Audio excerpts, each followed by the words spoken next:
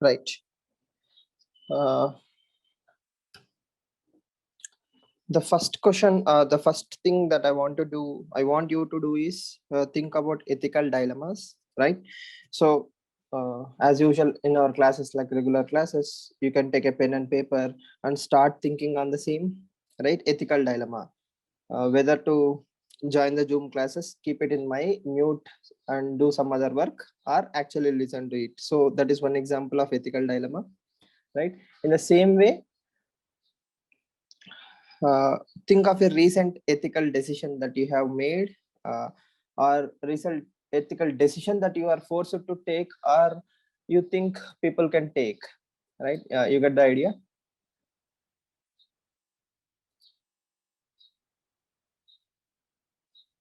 So just take a pen and paper, take 5 minutes, think about it.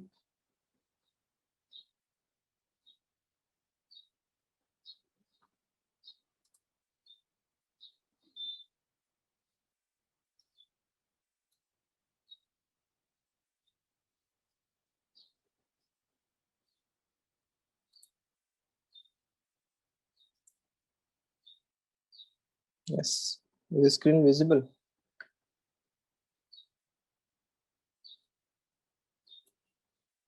Yeah, okay. Think of any personal ethical decision that you have made or you have seen, right? So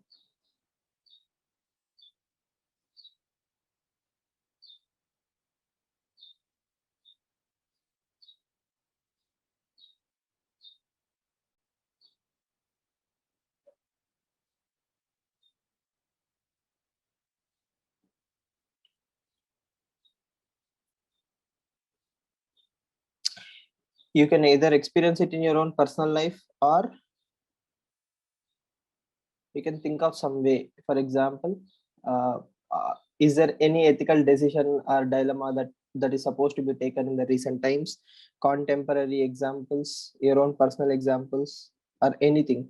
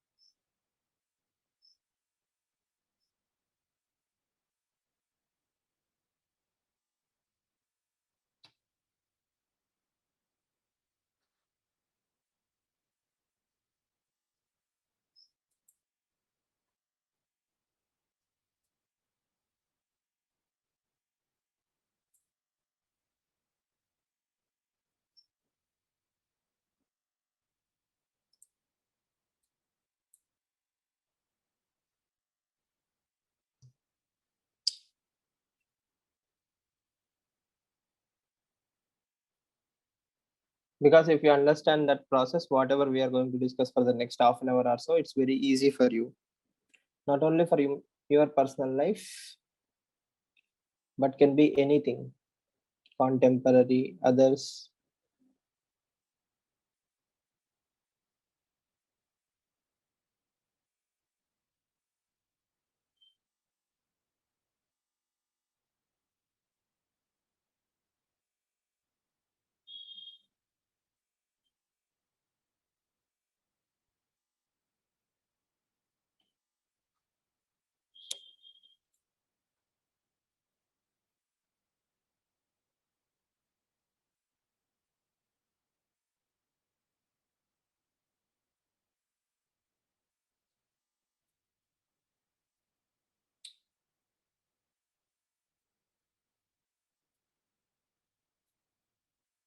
If you are done, you can unmute and let me know, or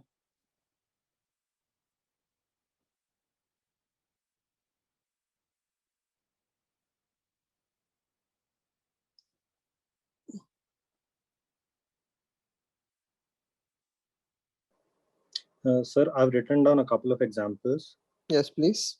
One of them is personal and one of them is like contemporary thing. Mm-hmm. So the personal one is recently one of my family members was sick of COVID. So either I had to come back home and then maybe sacrifice a bit of my preparation time, or either I could just stay wherever I was and then at the cost of personal relationships. So that Okay. was one dilemma. And then the second contemporary one I could pick was from the India-Myanmar relations. Either we support for that democracy or look for our own safety. Okay. In relation to the Myanmar coup, so that Yes. whether we should involve or not, so that is a moral decision for India to make, right? Exactly. So in the first case, so you must have arrived at some decision, right? Probably you might have chosen to go to your family, right? Yes, sir. So what was the process? What was the cost? Like what was the rationale that you have used? So first of all, I thought, okay, what am I preparing for? Do I have any more chances left? Okay, if not this time, maybe what will be the future repercussions of this action? So family, I'll be with them for a lifetime. Preparation, I can just shift for 1 year. Worst case scenario. Okay, so my question is this: is it really an ethical decision, or is it like black and white? Because if you go for universalization of ethics, if you go back to Kant, so if you want to do something, if it is made into a universal act, were you happy with the decision you made? One more thing I have to look out for is my personal professional future. So with this decision, even that will be getting costed, right? So I mean, not just what if the other way around? What if you got COVID and they were not there for you? Exactly. I mean, this is also one more line of thought I had. Okay, so that is golden rule, right? Like don't do to others what you don't want them to do to you. So Exactly. so probably in my understanding, like the first one may or may not be, it's an ethical or a moral choice. Definitely there is some tinge to it, but yeah, I mean the Myanmar it's not one, that black and white, I understand. maybe Myanmar one is more black and white, sorry, not gray, but this is more like black and white. What do others think? Like the first one is black and white. I mean, again, before we jump to conclusions, like what is a ethical decision or a moral decision? It needs to have certain qualities and criteria, right? For example, as you see in the screen, moral decisions are situations in which decisions involved are conflict between two or more moral principles. So here he is having a personal choice, like putting oneself over the others, or like continue with what he is doing. So in my understanding, there is no actual trade-off worthy, like you are not exchanging apples for oranges. So it may not come under moral decision.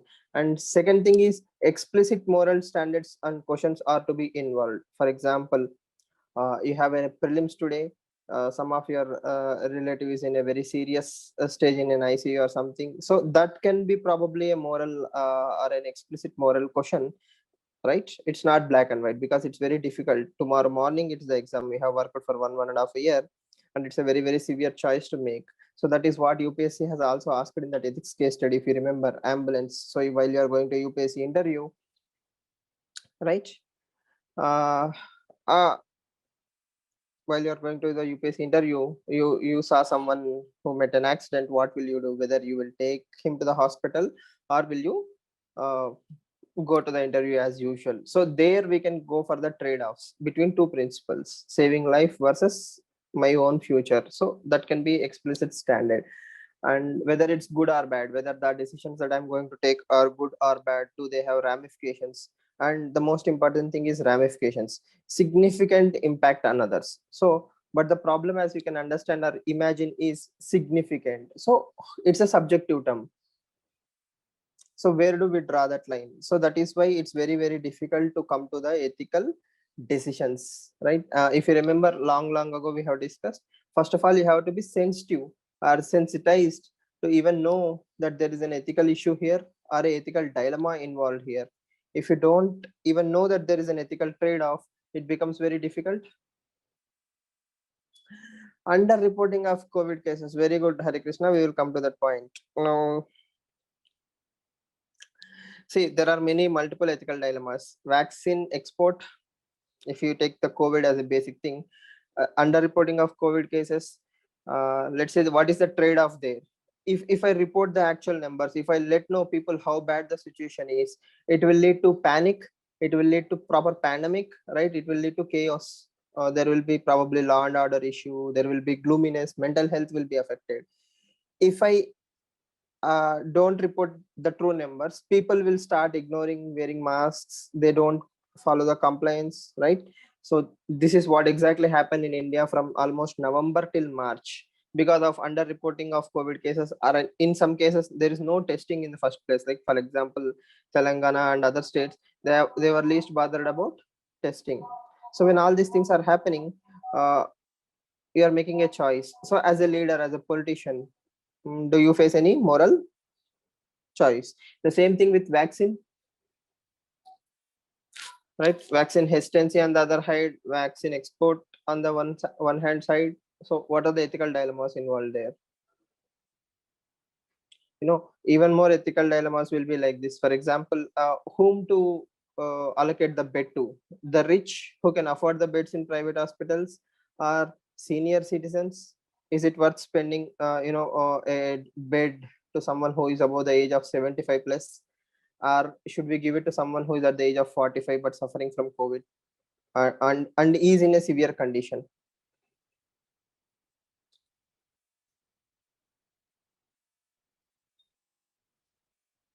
So to campaign in COVID times, is it an ethical dilemma?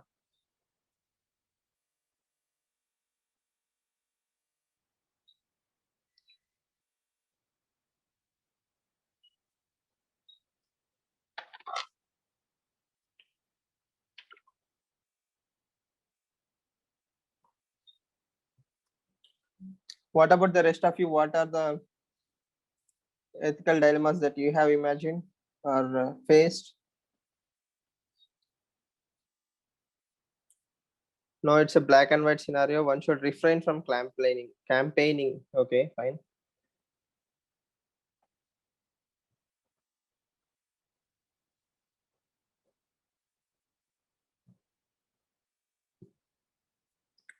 So the question is, think of a recent ethical decision, right? So Sharath told me one thing, Hare Krishna gave an example. What about the rest of you?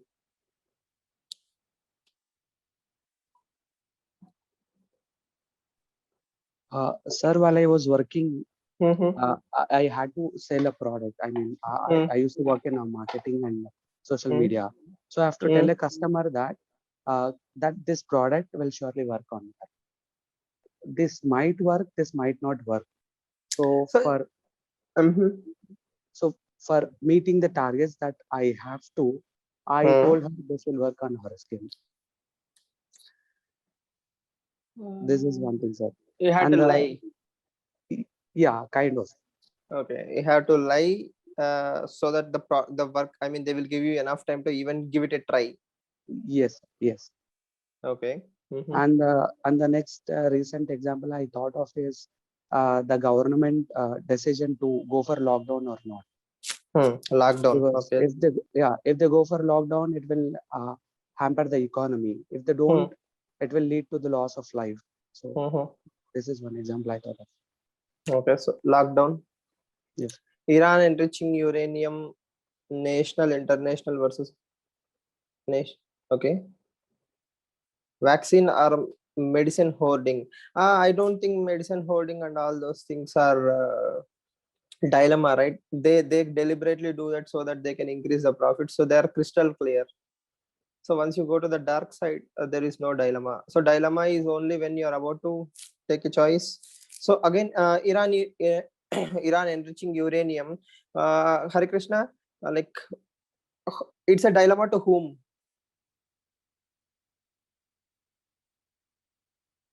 For Iran, it's crystal clear, right?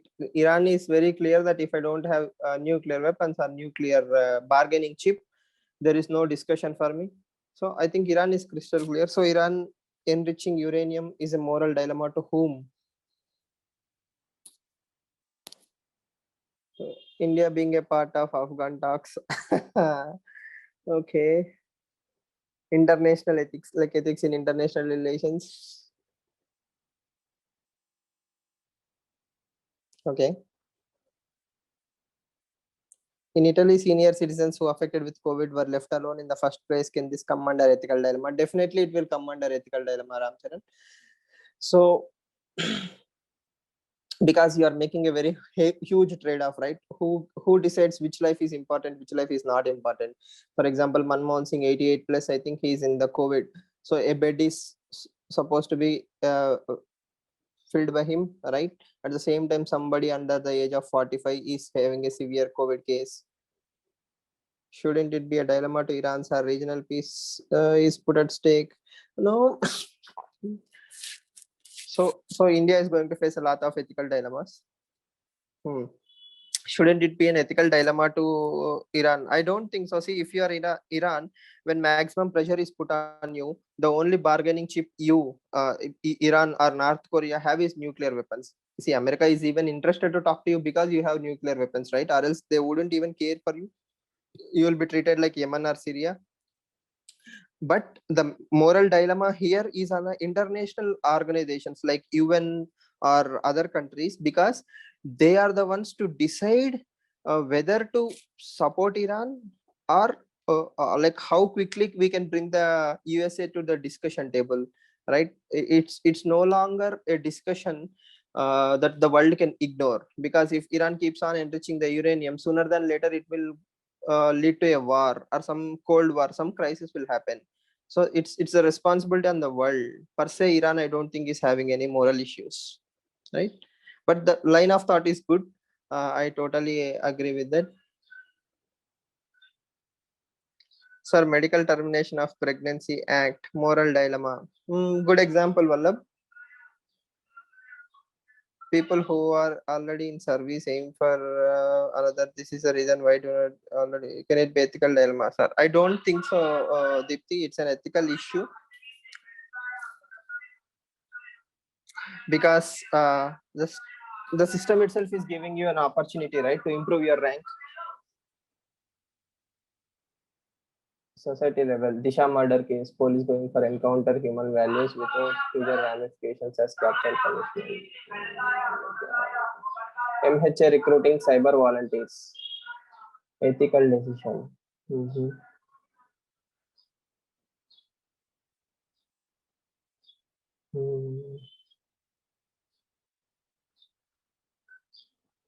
In which sense, MHA recruiting cyber volunteers?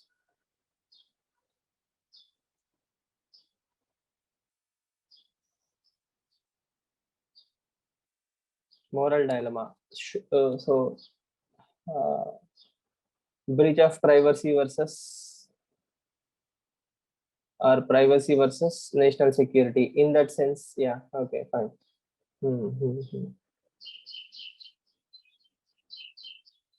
Good. What about lockdown? Should India go for lockdown? Is it a moral decision that is to be made by the government of India?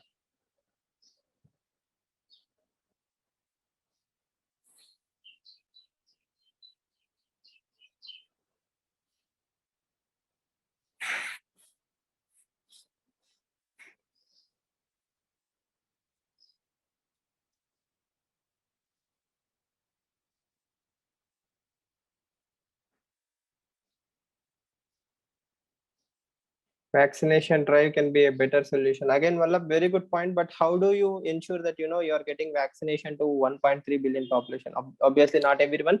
At least huge amount of population has to be vaccinated, right? For example, Israel vaccinated 98% of its population.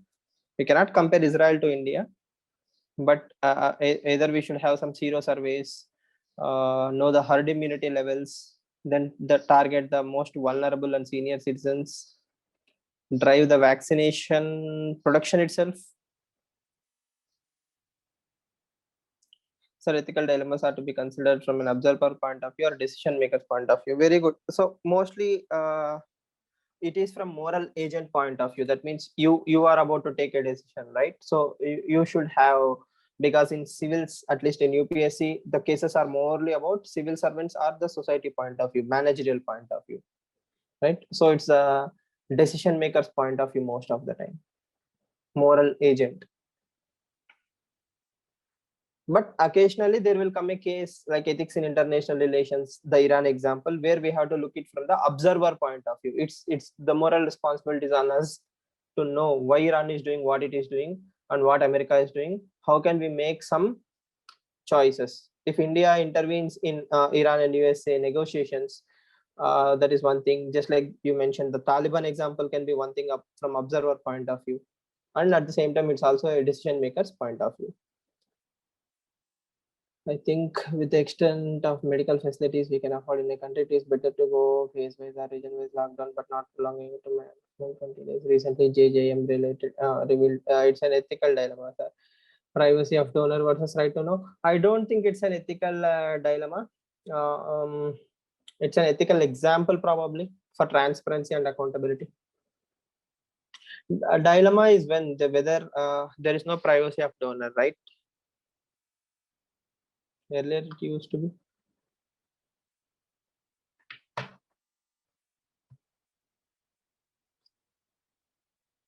India cannot go for phase-wise, region-wise lockdown. Okay. Good thought process. So electoral bonds were meant for anonymity, right, sir? No, electoral bonds were not meant for anonymity. That is how the very provision of KYC in electoral bonds argues against your point, right? There was never a discussion for anonymity.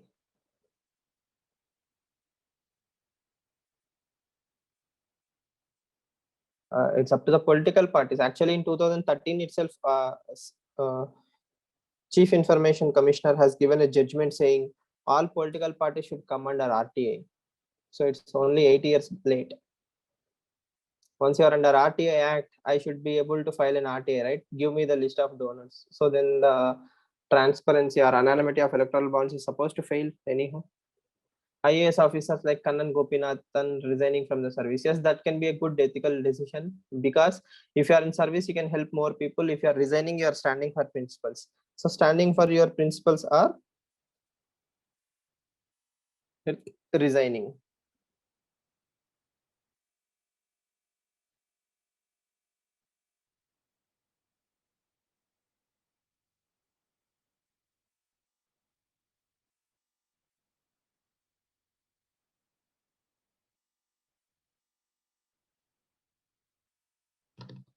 Right. So I hope you got a perspective, right? What are the ethical? See, because if you go back to the textbooks, for example, Section 8 of RTI is an ethical dilemma. I think Section 8 of RTI is again black and white, right? National security, because the ramifications of national security are unknown and it's not a clear trade-off. See, trade-offs should be very clear. When I trade off here, national security versus my right to know.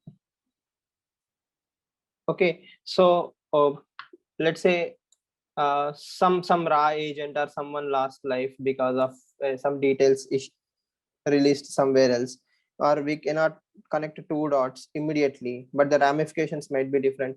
So I think it's a black and white area, but moral dilemma will be government using this provision of RTI to hide some scams, or use it as a political tool, etc. So that will be moral dilemma questions, but per se directly I don't think Section 8 of RTI is one thing. If you go to Indian mythology, for example, I will tell you the Karna or killing of Vali, right? So Rama has to make an ethical choice to kill Vali, because Vali has a power if you directly face him. So again, there are many interpretations here. I'm not saying it's a immoral act, it's a ethical decision. Okay, the same is with killing of Karna when he has fallen on the ground with all the weapons down. right? So his chariot is struck. In such a situation, he was killed. Killing of Abhimanyu. Drona, yes, Drona only, right? Killing of Drona. So Mahabharata tells us a lot of examples for ethical decisions. But in all these ethical decisions, there is some logical reasoning behind it, right? See, I'm giving you Indian examples because there is a new trend that we should incorporate Indian ethos or Indian value system into the ethics. If we write only from the Western point of view, I think it is getting boring, right? Gandhi accepting the Congress for going elections through his morally objected it to ensure Congress doesn't split. Can we say it is an ethical dilemma?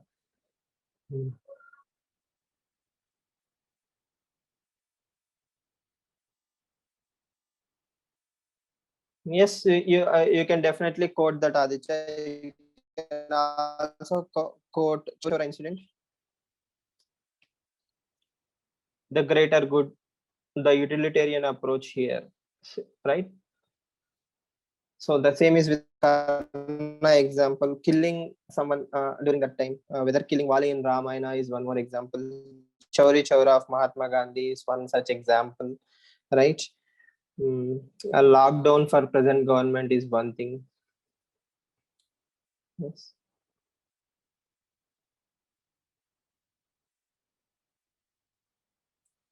So what happens when you look at these contemporary examples? For example, the beds in hospitals, oxygen made available to certain people, certain classes. For example, elites are able to afford good medicines. So what about the rich? Sorry, what about the rural areas? So when you look at your contemporary world in and around you, from international relations all the way till COVID, it gives you a perspective, right? So that is what is mostly important. But this ethical decision making dilemma is not something new to the planet. We have seen it from ages, right? The most important thing we need to know is there is no one universal way. There is one golden way to arrive at a decision. Every decision we discuss or take can have multiple solutions and multiple objects. So what we call as relativism, right? So ethical decisions are relative, but there is some decision which is universally accepted. We will see some decision making models. You might feel it repeated, but the thing is nobody can come to a different conclusion, right? So the most famous one being ethical decision making model by Terry Cooper. So this is one of the very famous decision making models, right? In theory we actually have discussed this, but again pictorial format will give you an idea how to present your answers as well. So you take a perception, you take a problem, let's say lockdown.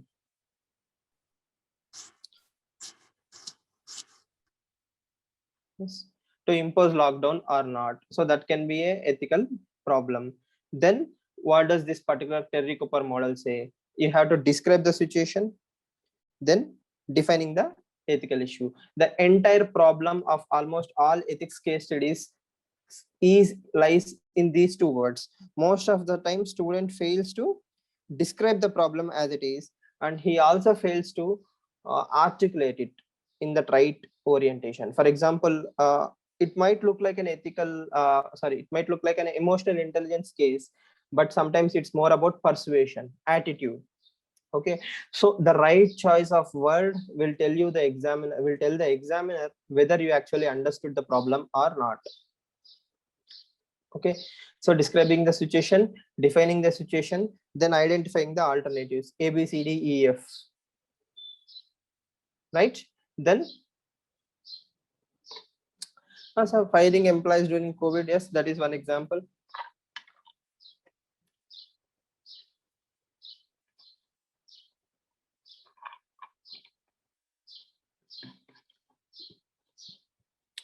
You can also throw in privatization, right?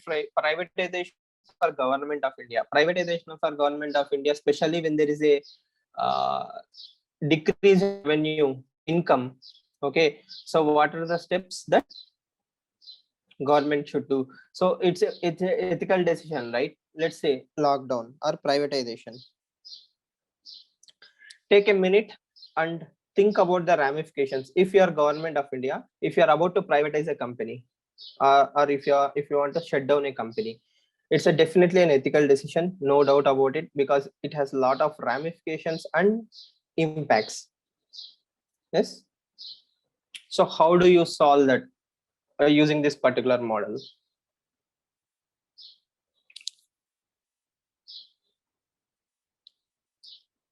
See, this is rehearsal of defects.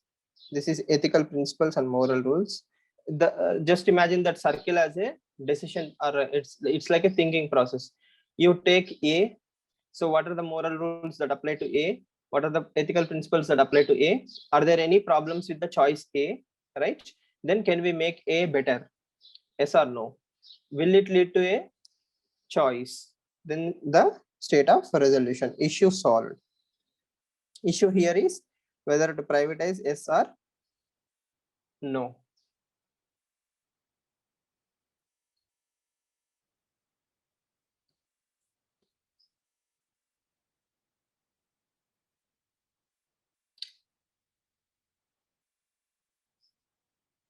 If I privatize, why should I privatize? Describing the situation. What can be the situation? Huge losses. If you remember the public enterprise values or public system values, efficiency and effectiveness, right? Efficiency and effectiveness is one of the important qualities or values that are needed for a public service. So public sector units need to be efficient and effective. So they are in huge losses, they are not efficient, they are not effective, and they are running out of the models. For example, they are not contemporary updated. There are a lot of competition. Alternatives are available.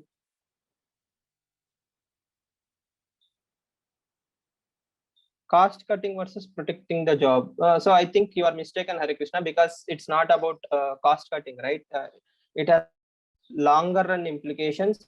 If you look at national level, for example, if I want to let's say privatize Bharat Petroleum, okay, it's no longer about cost cutting, right? Because I'm a profit making PSU. Then how will you justify that?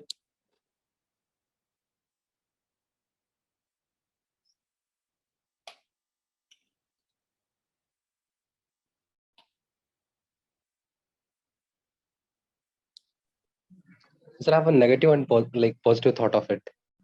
So positive can be if privatizing the things that leads to performance linked incentive, that is production increases, efficiency increases, and that led to virtuous cycle, employment increases. One thing.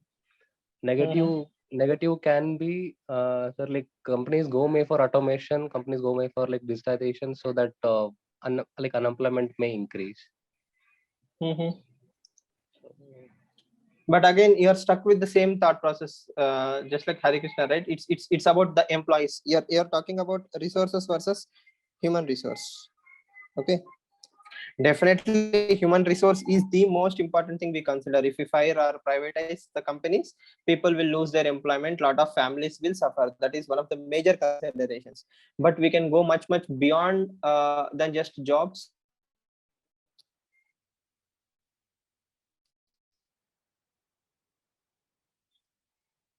Right?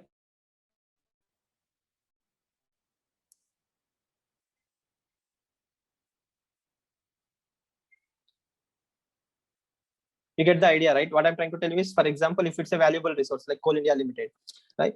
So Coal India Limited privatization or Coal India Limited retrenchment can be a choice which will have longer run implications on the entire nation's growth.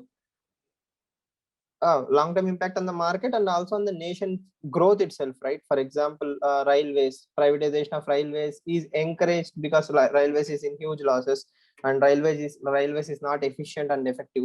So that is why private trains are now allowed on the railway tracks. So it's a clear-cut decision. But what about profit-making PSUs or resource-based PSUs? You can also link it to, let's say, applied ethics like environment and sustainable development. Once you give it a private sector, you cannot ask him to tone down, right, fossil fuels, because he purchased it for profit making venture. and energy security can also be brought into the discussion. So you have multiple dilemmas, multiple choices, A, B, C, D, E, and F. So what other alternatives are there? Should we privatize certain departments? Yes or no? What can be done? How can we make it efficient? So you try all these things, A, B, C, D, F, then you come to a alternatives. So most of the times it will come to 50-50. Most decisions in our life are boiled down to 50-50s. So once you are done with 50-50 choices, then you take a resolution, right? So this is just one model. I'm not saying this is the only model. Don't get hung up there, or don't get hung up with the topics also. Just keep in mind, you will always have more than what you can think of.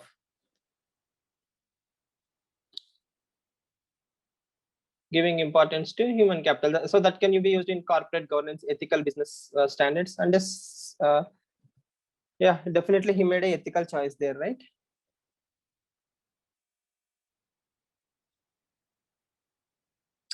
So this is the same, can we say in case of profit making PSUs, this line of thought also have taken we as a country over taking.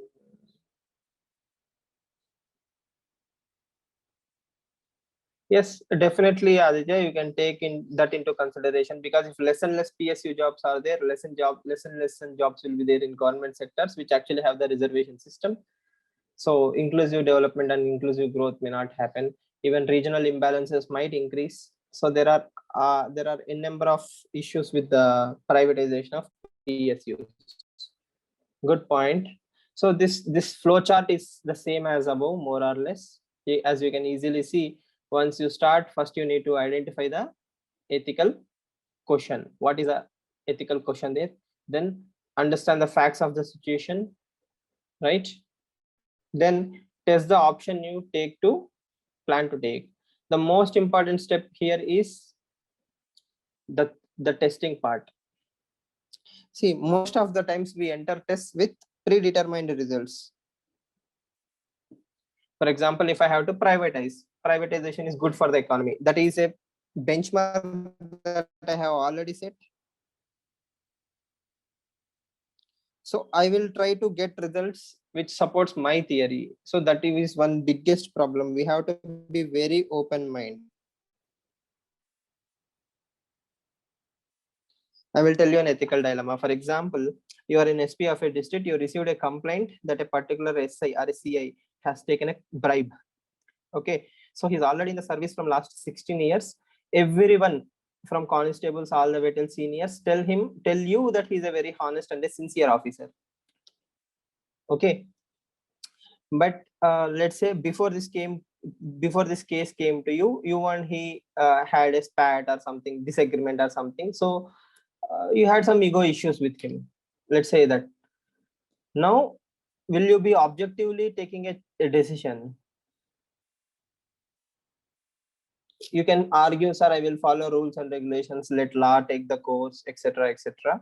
But the thing is, when everybody is saying that he's a honest officer, but there is a unique case in front of you right now, which alleges that he's a corrupt person, like he has taken a bribe.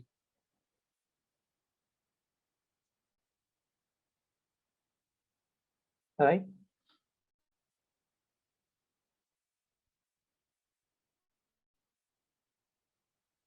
So he has taken a bribe. So how do you go about it? So that is where the problem comes, right? So we have to be very crystal clear. There can always be a first time. So he might be genuinely converting into a corrupt person for the first time, or someone might be trying to frame him. So if you suspend him, it will lower the morale of the entire force, because a honest officer is being accused of something. Maybe there is an evidence which actually suggests that he has taken a bribe, but he tells it that he doesn't know how it came there. So somebody is trying to frame him. So that's a very good normal ethical dilemma you see probably on a regular basis if you are an SP of a district. So the most important point here is being open-minded. Understand all the options available. Yes, somebody can be framing him, or he's so smart that for the first time he's getting in the corruption business, he's making sure that there is a vagueness in there. Okay, you should be open to both the options, right? Then you have to work on the options you have finalized, then act on the chosen one, and the most important thing is you have to live with it. Also remember, you have to live with it. So you probably have made an enemy for the life, or you have made the right decision even though everybody hates you, but deep down you know you have taken a right decision. Again, that no is something that should flow from empirical data. But won't the ability to give the officer benefit of doubt might be hampered given the biases we have? So that is what I'm saying, right? You are a civil servant, you are an SP of a district, you have rules and regulations on how to deal with a corruption case, right? And at the same time, there is a lot of ambiguity, and there is also a high chance that he's being framed. You have to maintain the morale of the forces, you have to maintain your objectivity, and you have to also have the impact, because if really he's innocent and if you punish him or suspend him or something like that, definitely there will be a negativity towards you in the entire force. So that is the risk that you are not willing to take, or probably he's working on a very important case, right? So that can be a reason. So when you add all these things, ethical decisions is no longer black and white, right? There are a lot of ramifications how you go about it. Okay, so personal biases are one important thing that actually flows or stems into the decision making process. For example, if I love Modi, Prime Minister Modi, I will definitely try to defend him subconsciously, right? Yes. So why blame only Prime Minister Modi? What about state chief ministers? They were also sleeping, right? Why should all the blame be given to him? So I mean, I'm not saying it's an ethical decision. I'm saying how my biases actually spill over into the thought process. Now, one more model. This is a 12 question model. Obviously, humanly, we cannot remember all the 12 questions, but it helps you in understanding the topic nicely. So whenever you are about to take a ethical decision, what are the steps that you can think of? So first, as usual, as I told you, you might feel repeated or bored, but unfortunately, define the problem accurately. So whenever you see a case study, so you have to be able to crystal clearly understand the case study. Then defining the problem,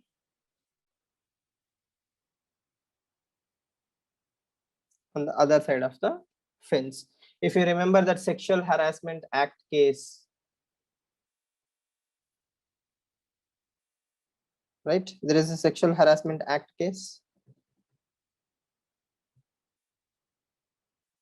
So you have to look it from the other side of the fence.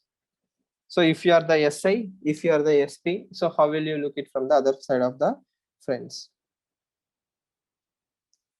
How did this come in the first place?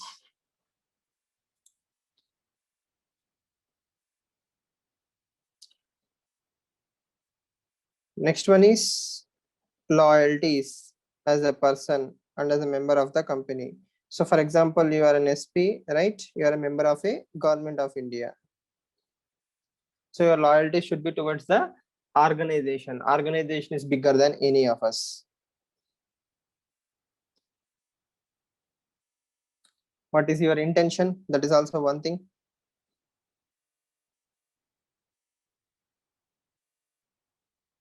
Let's say your intention is to protect him, give him a benefit of doubt. Okay, so are you being objective? If you are bringing in your bias, positive or negative, okay, so it will damage your objectivity.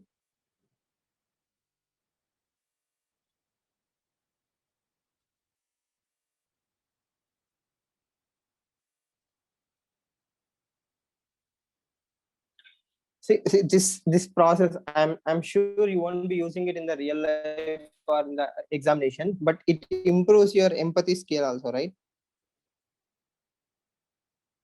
It increases the value system in your answer writing, because as I told you, writing answers or case studies mechanistically is one thing. Okay, I'm an SP, I will do these things. But you're actually considering each and every stakeholder involved.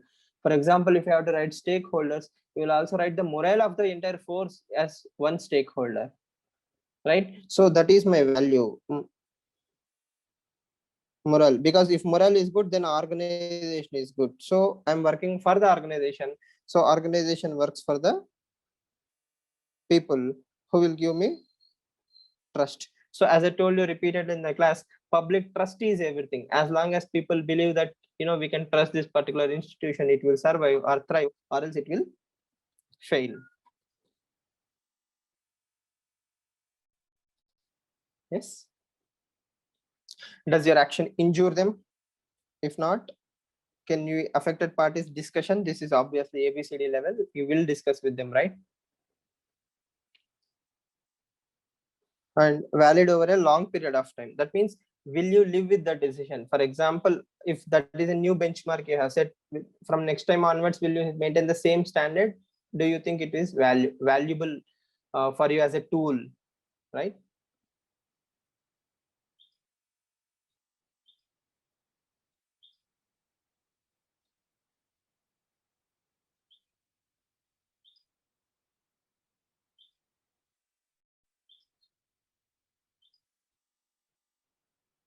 See, these are all very powerful questions.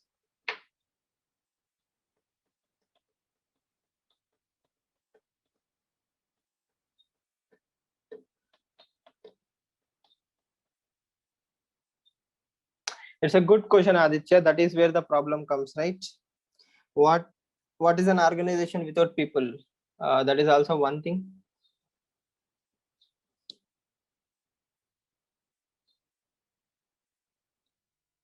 It's a paradox, right? Who makes an organization? 10 corrupt constables and 1 honest CI, or just the 9 people there, right?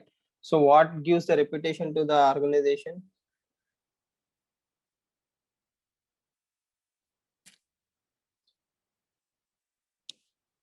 So if you're an SP, will you take a decision and be open about it, like you don't have any issues conveying it to your boss or family or subordinates, right? So what is the symbolic potential of your action, understood or misunderstood? Like I told you, morale of the forces, like is it sending a wrong message to the culprits? Okay, so we can frame anyone and they will be transferred or punished. So we don't have to worry about honest police officers any longer. That can be one symbolic message that we are sending, right? So because you know he's an honest officer for last 16 years, will you make an exception towards him personally because you know he's not corrupt? You will derail the, or you will dilute the investigation process and declare him as honest. So will you take that exemption?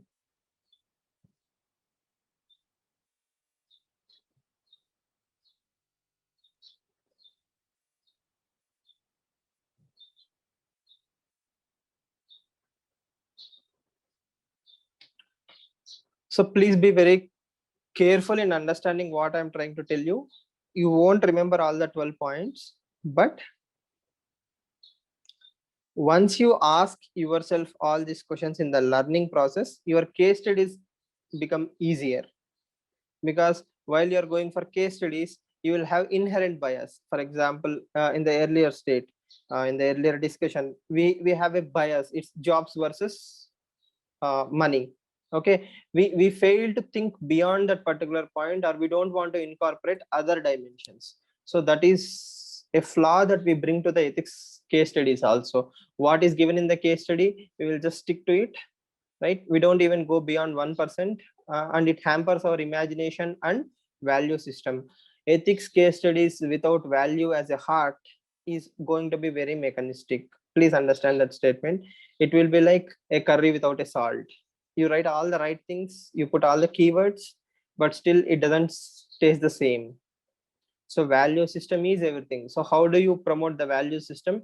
You promote the value system by being compassionate, understanding, You think like a subordinate, you think like a superior, you think like an colleague, you think at a human level, but at the end of the day, you should not lose your objectivity even for a single second, right? So that is a very, very delicate and healthy balance that you have to arrive at. You can arrive at only by deeply understanding all these questions.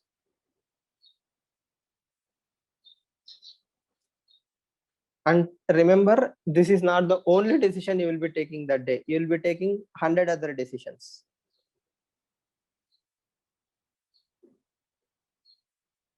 And the decision you take here will have ramifications on other decisions as well.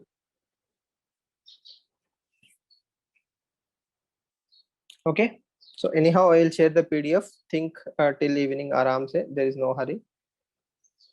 So there is one more ethical model, decision making model, right? There are 6 steps.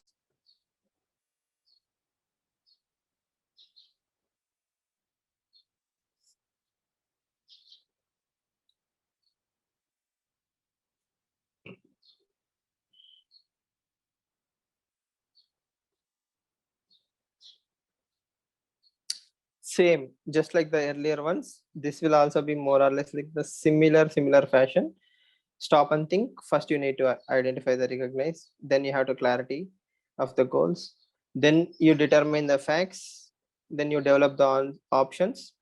Then you consider the consequences. And last, you have a feedback mechanism. You have a loop. Make your ethical choices, and after the choice is made, consider if it was the right one.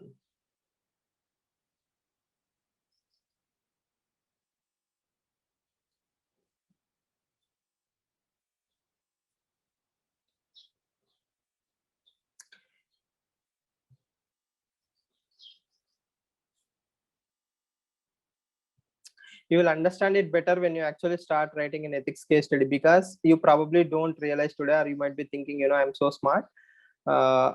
This doesn't happen to me. I don't have biases, but actually all we have is biases. The moment you see a case study, you already come to a conclusion. Okay, this is what I'm going to do, and you rally behind that particular argument. Okay, but also remember, when you say I'm not taking decision A, right? If your reasoning is crystal clear, it's like flawless, that will be appreciated by the examiner. It's like a irrefutable logic. So no matter how much you want to showcase your own option C, you are writing A, positives, negatives, B, positive, negatives, C, this is what I'm going to do. You have to impress the examiner in A and B also. For example, if the same case study about SP is there, okay, so option A, take half of the bribe. Okay, nobody in the right mind will say yes, I will take the bribe from the SI and close the case, right?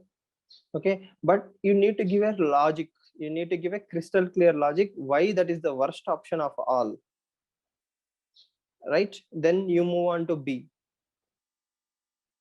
then C, this is what I'm going to do.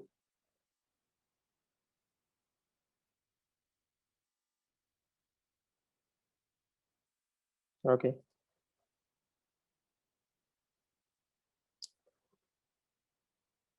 again, lastly, I didn't create all these models.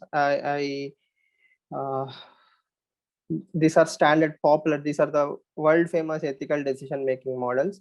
No matter how many models you go, everybody starts with the same thing. So but the language or the intention matters.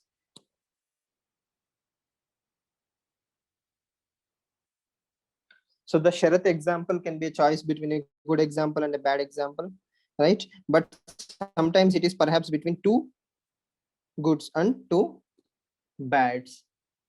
That is also one thing you have to remember. Not every time it will be black and white, or it's between a good and bad. Sometimes it's between 2 goods or 2 bads. For example, you can take the SP example and convert into other way. One of the constables or one of the SIs under your jurisdiction is very corrupt person, but he has one of the best informant system. So he's corrupt versus informants. He has the best informants in the entire department, and there is no police officer in the world who is worth of his salt without informants. Informants are everything for a good police officer, right? So he's corrupt. If you suspend him, you will lose the informants. Okay, to cultivate or to gain their trust will take time. So two bad choices.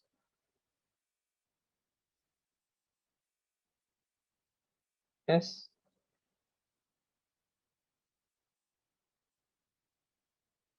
Means versus ends. Okay, good. But again, you understand two good and two bad, right? Sir is double effect and ethical dilemma. Technically, definitely, because in double effect, we are taking a choice, right? And there is a good outcome and there is a bad outcome, and you are mostly judged for the good outcome. So that is the most important outcome of the double effect, right? But also you cannot say I am not responsible for bad. You are responsible for bad, but this good will reduce the impact of ethical judgment. Okay.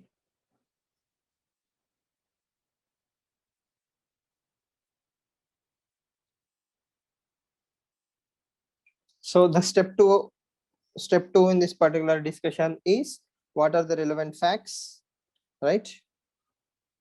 Stakeholders in the outcome, options for acting. See, we can follow it up with a case study, but what I am trying to tell you is, if I give a case study, it will set an artificial benchmark. You will start applying it only to case studies. You don't apply it to the general understanding. So think of this as also study. In many classes or many textbooks I have seen, people will start giving you the case studies immediately. What happens if I give you the case studies immediately is, the theoretical depth is not increasing. Even if it's not in a case study, in your day-to-day life.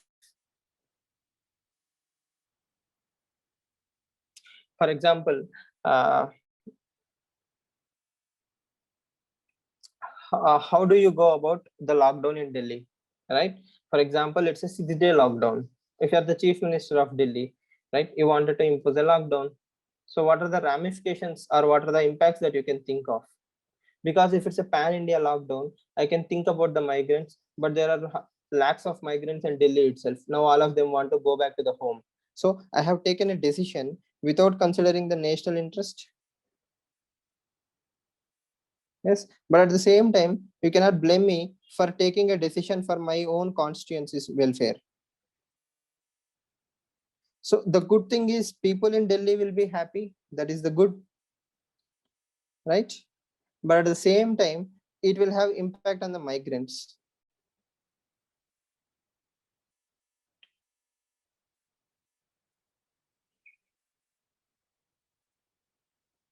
So, sorry, whether all relevant persons and groups are consulted or not, have I identified the creative options. So let's say we have created green corridors for oxygen trains.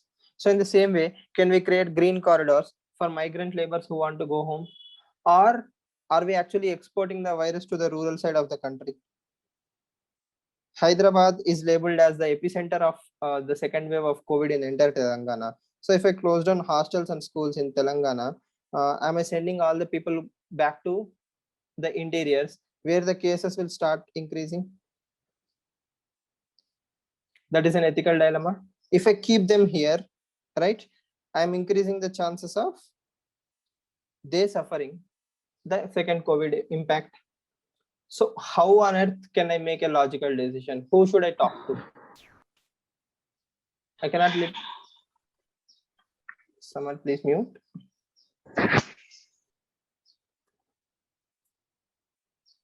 Yes. So You get the concept, right? So it's a very difficult thing for a politician or a district collector to take a decision. Only when you know the larger theoretical ramifications of everything you do, okay, then it will have an impact. See, relevant persons. I will tell you an example. For example, S-men. You are the prime minister of a country. You are surrounded by S-men. Okay. Then you have IAS officers or efficient people. So whom should you listen to? Should you listen to an epidemiologist or to your S-men? Right? So he's a subject expert. This one is bothered about votes. If we impose lockdown, now votes might collapse. If I talk to RBI governor, he will say lockdown is a no-no. Under no circumstances, there is a discussion of lockdown because economy will collapse. Economy will be literally in ICU. So what is the country without economy? So RBI says no. Epidemiologist says yes, please impose lockdown because cases have increased tremendously. If you talk to your political advisor, he will say we will lose votes. We should continue the political rally. Right? Then if you talk to a different state's CM, he is asking something else. So whom should we consult to come to a ethical decision? That is where the virtue ethics are all those previous theories we have discussed come into the picture, right? For example, utilitarianism, greater good for greater number of people. So whatever I'm going to set as a benchmark, if the same is treated as a rule, will I be happy? So let's say tomorrow there is a pandemic and if I'm still rallying for vote, will can't be happy? Should it be made into a universal theory? No. Right? But if I apply utilitarian approach, greater good for greater happiness, should lockdown be imposed?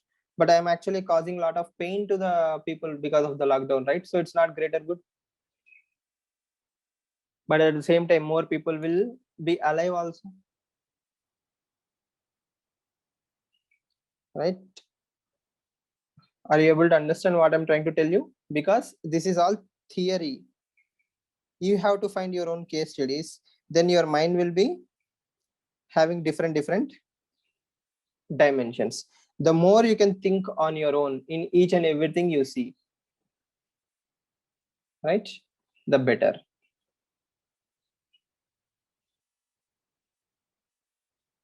So that is what the next set of options will tell you, right? Should I be thinking about utilitarian approach? Should I be thinking in rights approach? Should I be thinking in the justice approach? Like, am I doing the right thing for the maximum number of people? Right? Is it going to lead to common good or the virtue approach? For example, if I take a decision, what sort of person I want to be? Yes. Can we link ethical dilemmas to red tapeism?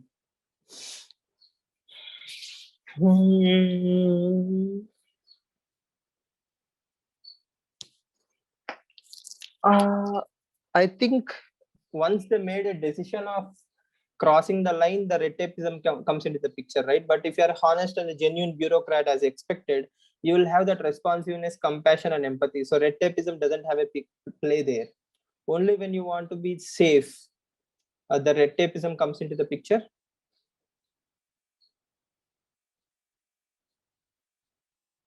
Yes.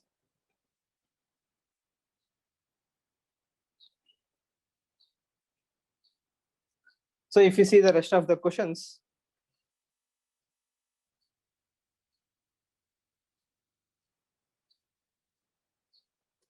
the 10th point is very, very important. In almost all the case, all the models we have discussed, they are suggesting you to be open-minded, learn from the mistakes. For example, we have implemented demonetization, or we have imposed the first COVID lockdown, right? Or a district collector has done some decision, right? So are you learning from it? If you are learning, then your ethical decision making model is fine. But if you think privatization is a good thing, you are decided, you are mentally already made up, then no matter how smart you are, your decision making model is biased.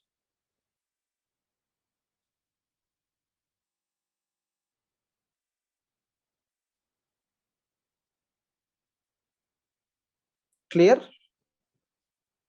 I will share the PDF. Take your time, read all the 3 models again, see what are the questions that are asked, then try to process them. Did it make you more empathetical, more sympathetical? Did it make you think in a broader dimension than you would have thought of? For example, take lockdown, take privatization, and apply them to all these questions that we have seen in this particular PDF, right? Or you can also think about hospitals, vaccinations, right? Should we allocate beds for the senior citizens 75 plus? Is it worth it? For utilitarian approach, is it worth it? So if you are the 75-year-old, will you be happy if I throw you down on the streets? All right, so do you want to die, etc., etc.? So if you can ask yourself all these questions, your ethical thought process will improve a lot.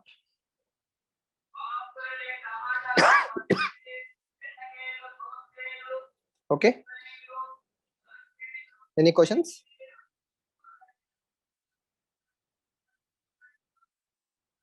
Sir, with respect to feedback mechanism, Mm-hmm. like for example, in the 6-step approach, Mm-hmm. he gave an example, right? A download of illegal music. So like if I've downloaded the music, decided it's wrong, and then deleted it, does that still count under an ethical decision? It's a decision, yes. Because when you are downloading, there was no dilemma, right? You wanted to download something, so you were happy with it. But once you downloaded, you realized that there is some ethical issue here. You processed it. Then you finally concluded, in every way possible, it's a wrong thing. Okay. So you have made an ethical decision.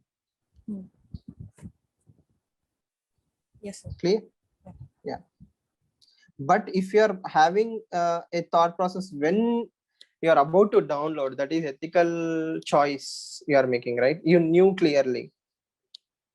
But at the time of download, when I clicked the download button, that thought doesn't even come to my mind, then my sensitivity is not true or correct. Okay.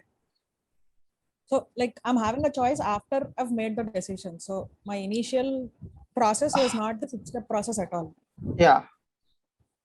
I mean, it's not a process, right? Because you didn't know what is black, what is white. Let's say you downloaded something, then one of your cousins came and told you, piracy is a bad thing. There are laws. It's illegal. He educated you. Socialization happened. Your ethical understanding increased. Then the dilemma came. Okay, like whether you're afraid of law, now police will come and arrest. That might be a force, or your own conscience is telling you what you have done is wrong, right? So that is when the ethical dilemma started, and you're taking an ethical decision. Okay. Right. So your dilemma here is to keep it or delete it. Yeah. Clear? Any other questions?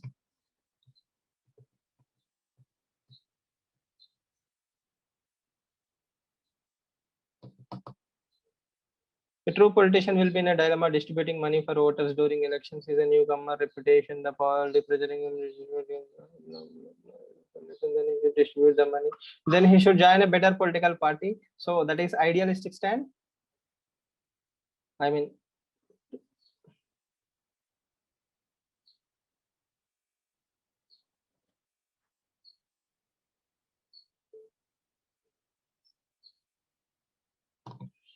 see, good case study, Ramcharan. I definitely understand, but ethically speaking, first of all, he should join a better political party. That's a black and white case, so there is no ethical dilemma in ethical standards. But moral standards, yes, definitely he can probably distribute, because if he survives, then he will be something else. But the thing is, he will always be morally compromised from day one, right?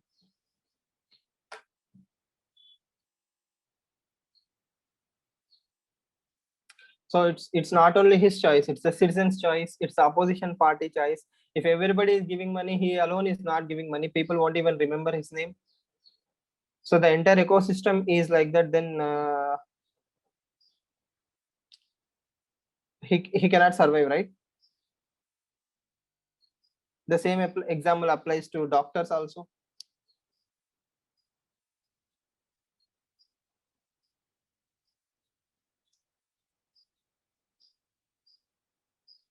Clear? So I will share the PDF immediately after the class. So please make sure you read all the choices again. Keep them in mind. Trust me, it is going to 110% help you in the case studies department. You will write a much better case study than the most. If you actually imbibe these values, don't mug it up, imbibe the questions. Understand why a particular question is asked, then it will help you. Right? Yes. So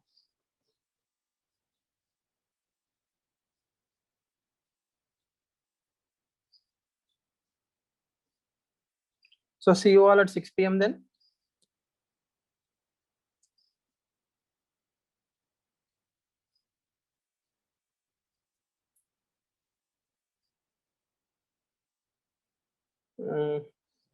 I will respond to you, Hari Krishna. I will let you know.